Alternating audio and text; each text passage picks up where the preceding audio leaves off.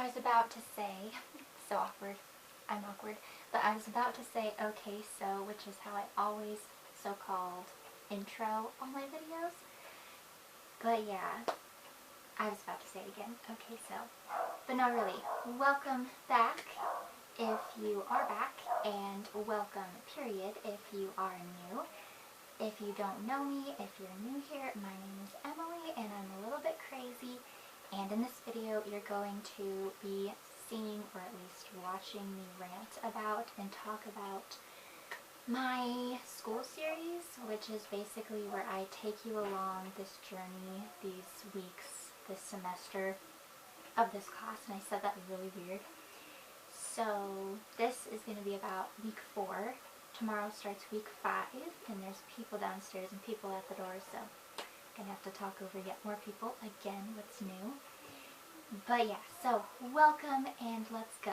So let's get this guy going.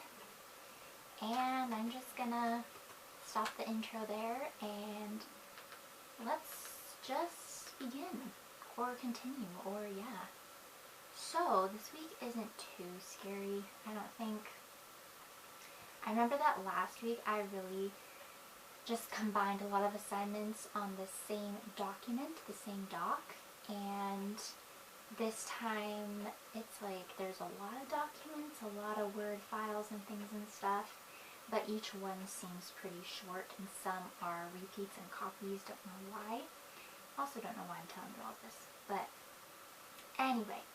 So peer review, won't go over that, but analysis, language quiz. So basically, got a wedgie. Even bralettes are uncomfortable. But okay, so basically the only note that I have from the video that we were supposed to watch.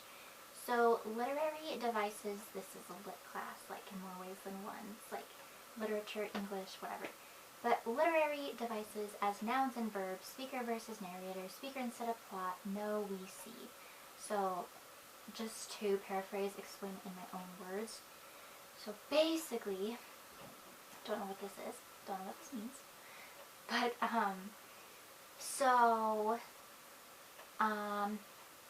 just the contrast in the way that the devices work.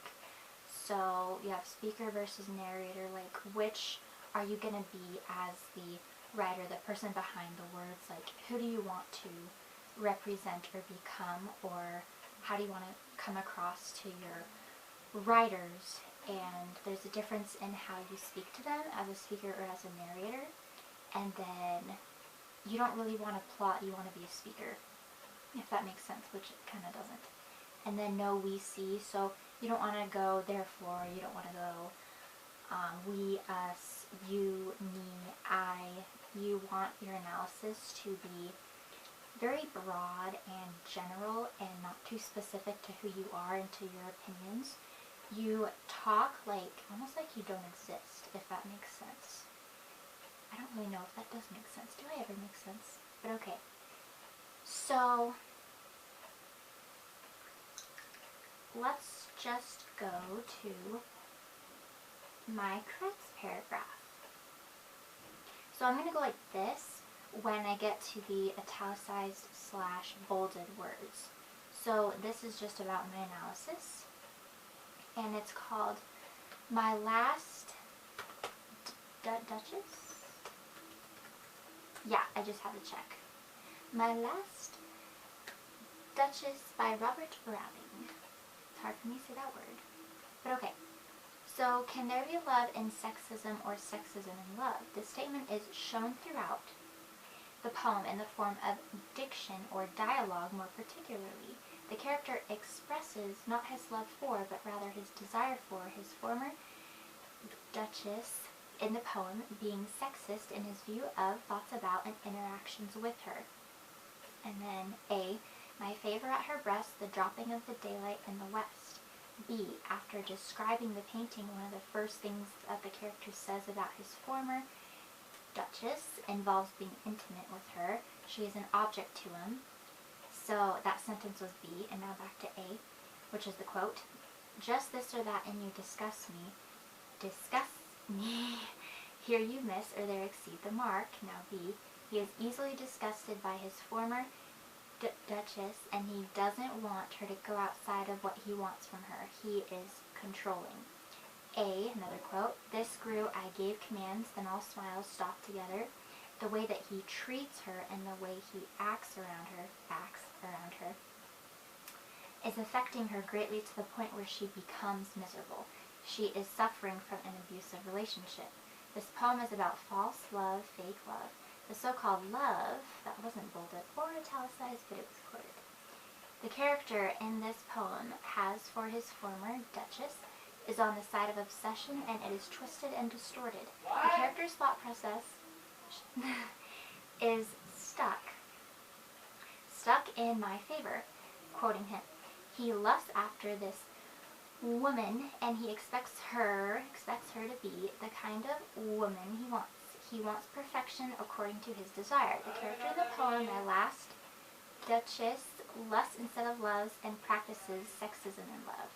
So when I went like this, those italicized bolded words, they're basically me acknowledging and trying to find the acts, the actions, what was going on, how this character in the poem was interacting and acting in general.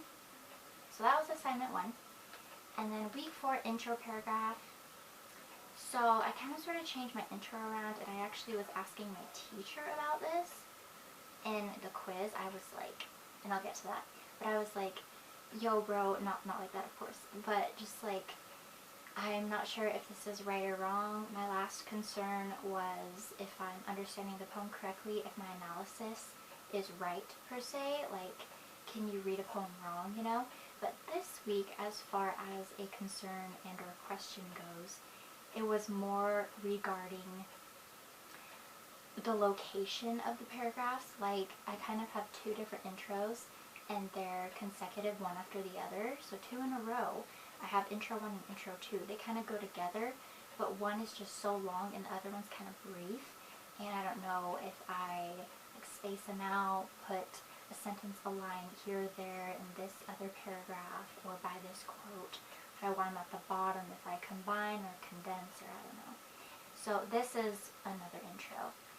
So in this poem, The Last Duchess, Robert Browning teaches his audience about sexism versus love. This is a poem about one man's obsession with a woman to the point where he belittles her, more than belittles her, turning her into an object, being controlling of her, and being emotionally abusive in this relationship. Robert Browning tells his audience a story about how one man ruins himself and a woman because of obsession and sexism. And with my speech impediment, it's a slight stutter, and it annoys me, and it's very embarrassing, I find. But anyway, this helps doing quotations. I'm not sure why, so that's why I do this. My family is so loud, and the perks of being at home. But anyway, so from this book, I just have a few notes. So the title, thinking about the title will help you to write an essay that is focused. The opening, avoid first person. That can come across egomaniac, I believe is how you say it. Like, this essay will examine, that's an example of what to say or what not to say. And then the thesis and organization, announce your thesis early and use lead-ins and transitions. And then the last thought, note from this section of the book. So that was really weird. Introductory paragraphs regarding those. This is a quote said by Lord Byron, I believe. Nothing so difficult as a beginning.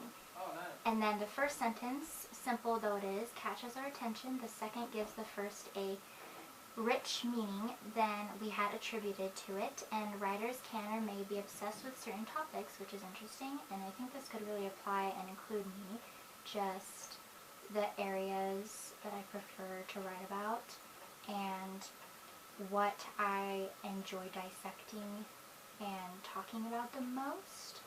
So, for example, I really like sit-down vlogs where I just rant and ramble about a topic, and you might see a pattern, like there could be psychology for a while, and then I'll almost like get stuck in something new or something different, and then I'll go off on those tangents. And I think it can be the same when you apply it to writers, authors, stories, you might see a pattern there too, like so-and-so loves to write about this, like murder mysteries or feel-good types of things in movies, like all kinds of things. So there was that, and that's nothing. It's funny, I have directions on this one doc, and then at the top I said, left intentionally blank, period. And then I did that little face, like the colon and then the capital P. Like, that was gross. That face. Okay. So now, don't have to do that. Hopefully this is faster. So,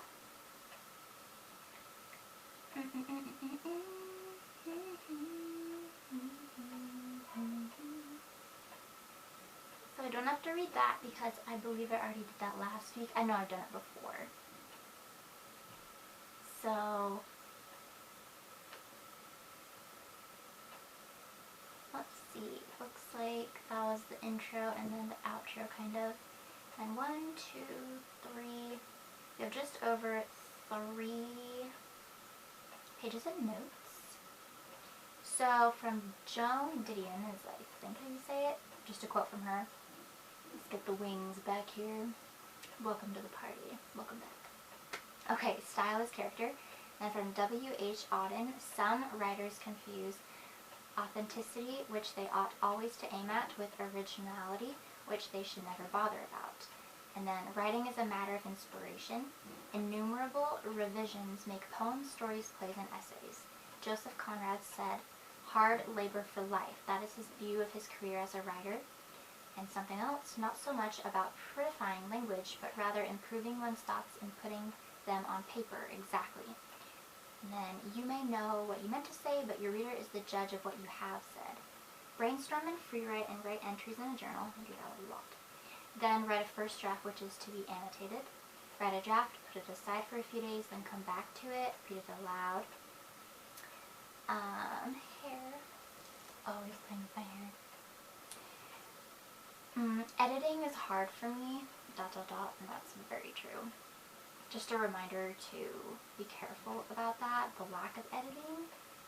I feel like if I save multiple copies and the next copy I build and then I grow and I change and I edit with each copy, I think it will still make me a little bit pained that I'm changing it, but it will also make me grateful that I decided to do it that way instead of just change the original all the time, just because I have that history and I have the original. I think a lot of people do that, but just the editing process I still don't really like.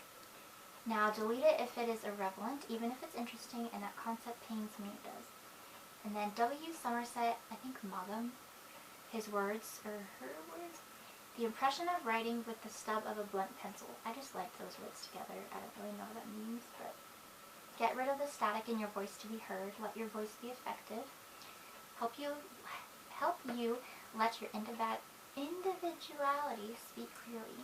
Get the right word, denotation. Do not say tragic when you mean pathetic, sarcastic when you mean ironic, free verse when you mean blank verse, disinterested when you mean uninterested. This is an example. Connotation and finding the right connotation, so the right association, implication. Another example, don't say lurks when talking about a person's heart and soul. Find the right connotation. See page 293. Concreteness, find the exact condition or state of someone or something and say that. A word I like to describe someone is iciness, like their behavior. I'll have to use that. Voice crack. Very is almost never the right word to use. Use it dominates, it overshadows. It is second only to blank. And sorry, my stutter has been so bad so far. At least it annoys me. Okay, use the perception of rhythm and illustrate your point. And then Northrop, fun name, Fry, they said, our literary education should begin with this little pig went to market. I thought that's cute. We do not need too many good examples in writing. Be detailed, but know when to stop. Mark Twain, his comment, the difference between the almost right word and the right word is really a large matter. 'Tis the difference between the lightning bug and the lightning. Technical language and jargon. Is that how you say it? An example, you use the vocabulary of your field, like a cook, baseball player. You know, they'll have different definitions and wording and just terms that they use that other people don't use or don't even know. So technical language communicates information concisely and clearly and can even create a comfortable bond between speakers like the writer and the reader. Outsiders may object to the language you use, but that may be just because they are unfamiliar with the language you are using. Using jargon is like impressing readers rather than communicate clearly. It is pretentious language. And then the sad thing about inflated language is that it muffles the writer's voice. If the writer has any individuality, it is suppressed by puffed up talk. And I think I honestly and truly have a hard time with that. Like, I like using big words and I like almost repeating myself but in different wording, so gotta work on that. Define technical terms if you think you should. Inflated language versus technical language. Repetition and variation. Repetition in wording is okay in writing. Don't be afraid to repeat the word if it is the best word. Example, those who becomes people, which later becomes they. So you're just changing and making the wording more casual. Make sense? Substitute if necessary, like pronouns for example. Do not use the same word if it means something different, like character and characters. So an example, just like the character, the behavior, the personality versus the characters, like the people, the members, the audience. You know, there's basically the same wording going on, the same word, but there's different meanings, and if you use them both in the same sentence or paragraph, you could mislead your readers or confuse them. So repeat is to make an emphasis. Try not to begin consecutive paragraphs with the same sentence or starter, like this poem is, and then the next one, this poem is. The sound of sense, that's interesting.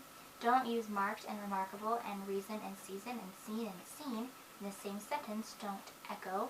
Some wordplay can be good though. An example, like I like doing this in my writing, like my songs and poems and things and stuff. Say everything relevant, but say in the fewest words possible. And I didn't know that that was a thing, and it's a really cool idea, and I learned it from the book. Obviously, I mean, I have notes about that. But fewest words possible, I think that's really interesting. I think a lot of people, I mean me especially, including me, I think it's fun to have a long, beautiful, run-on paragraph, or sentence, paragraph. I'm acting so weird, I'm sorry. But just with all these details and cool words, you know, but it's just good to condense, be concise.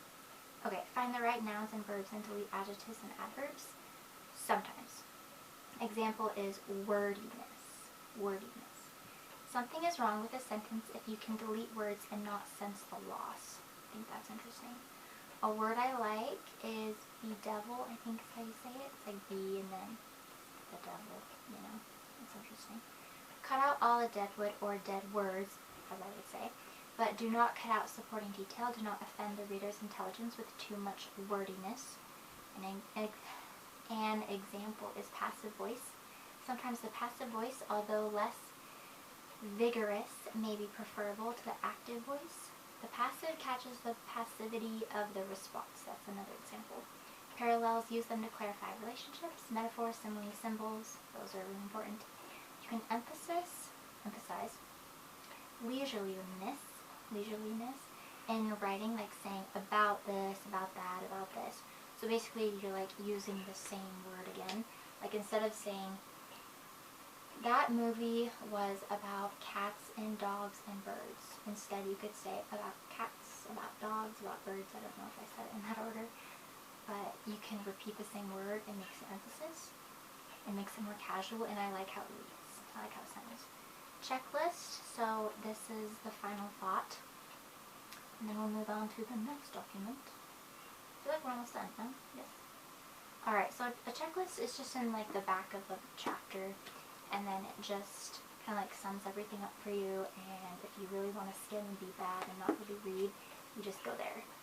So does every word count? Can any words or phrases be cut without loss of meaning? Are there any empty or pretentious words such as situation, factor, virtually significant, and utilize? Do intensifiers such as very, truly, and rather weaken your sentences? Are there any roundabout or long-winded locutions, I think is how to say it? Do you say, for example, at that point in time when you mean then? Or for the simple reason that when you mean because? Do sentences get off to a fast start? Can you cut any sentences that open with it is ... that? Can you replace forms of the verbs to be, to have, and to make with precise and active verbs? Are there any redundancies or negative constructions? Can any sentences be improved by using subordination? I haven't really talked about subordination in this class yet, but we'll get there. And then something that my teacher commented is basically this. So the poem that I'm analyzing and kind of annotating, not quite annotating, it's the wrong word, but anyway, that I'm just reviewing and like dissecting kind of. So it talks about exceeding expectations, and my teacher found that really interesting in the poem and my thoughts on that. So she's like, talk more about that. That was her comment, so I just have that saved as a reminder. And I don't need to do that.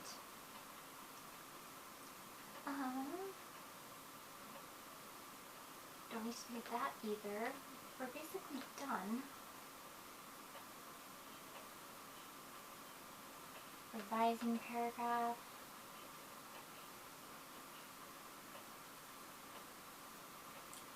Basically, when I was revising these two paragraphs, the ones that I told you about, where it's the, let's see,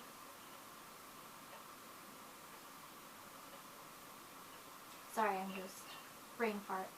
No, so I actually decided to dissect for this one particular assignment my first and last paragraph, whereas before I was talking about introductions.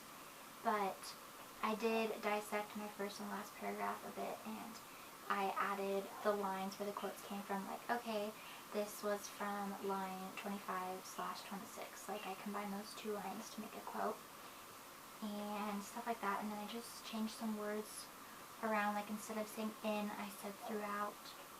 I took out the word more in some area, more in one area, and then instead I was talking about way that he treats her, and then instead I said way in which he interacts with her, and her very being instead of who she is, and then influence instead of saying minds and blah blah blah.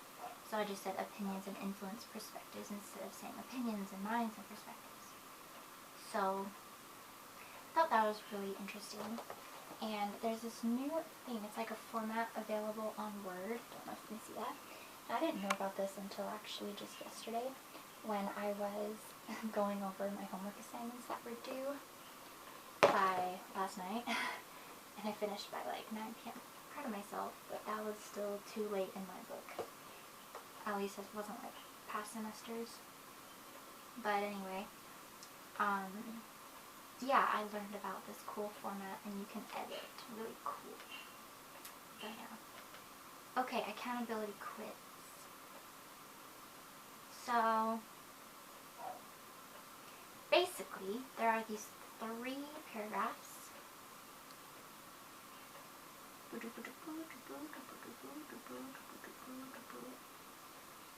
Yeah. I'm gonna guess 20 minutes. Because there were some points where I rambled. Don't wanna shake the table. Sorry. Sorry about that. Okay, folks. 3 paragraphs, and then I will let you go. Or you can go now, if you're really that bored, and I'm assuming you are. Okay. So this is like what I learned in the week, and then we'll go over basically how I peer reviewed other people's essays, which I don't like talking about because that's boring and it's very specific to the person, and it would just take a long time. Then the last thing is about my personal essay. So first, I really appreciated the reading assignments this week. I think that the most important thing that I learned this week through the reading was that you don't have to be a wordy writer. I probably tend to fall into this category sometimes, oftentimes. It's something that I want to work on. Doing this will greatly improve my writing. Not doing this has the potential to confuse my future readers. And as a person who wants to publish their stories one day, I have to consider this. More than simply consider it, I need to make this a habit. I'm going to reread and re-edit and look for ways to shorten sentences and concise information. This will make my points stronger and more valid. I want to stay away from run-on sentences, something that is hard for me, but I know that improving upon this area of my writing will be worth it and make me a better, stronger, and even happier writer. Alright, now the other people. I spent about a half hour reading each essay. I realized, though, that I have not been editing and peer reviewing these essays correctly. I was confused about how to do so, thus I would simply write up my notes on the bottom. Still, however, I think that I was fair and honest in my notes. I really try and look for grammar in other people's essays and writing. People would sometimes come to me for grammar help in high school. It's probably weird to say in a quiz, but strangely I got a C in my grammar class last semester, ... But helping others with grammar and spelling and punctuation reminds me to look at my own. I have to tell myself to watch out for run-on sentences. This is a big weakness of mine and my peers sometimes. Then I spent a little over an hour revising my essay. I really wanted to focus on the introduction this week, however. I have since edited the 2 paragraphs below. However, this is a slightly older copy, though very similar to the new. The new are saved in a different format right now for editing. I'm wondering if I should keep these 2 paragraphs separate like they are now, or if I should condense and combine them, or if I should put 1 paragraph elsewhere in the essay, like at the end, and I'll talk to you about that. Or yet, if I should split up this information throughout the essay. These 2 intro paragraphs kind of go together, I think, and I still want to use both, but I'm not sure what to do with them, where to put them. So, pray for me that I can pass this class, is how I'm going to end the video. I'm just kidding. So, out of breath. Sorry that I was extra weird and crazy in this video. I shouldn't apologize for my personality and behavior. I should just embrace myself. But yeah, so that's today's video. That's all for today. That's all, folks. But yeah. So I'll see you soon. I'll see you when I do. So yeah. Okay. And I'm gonna scoot my boot and turn this off. Yeah. Okay, bye.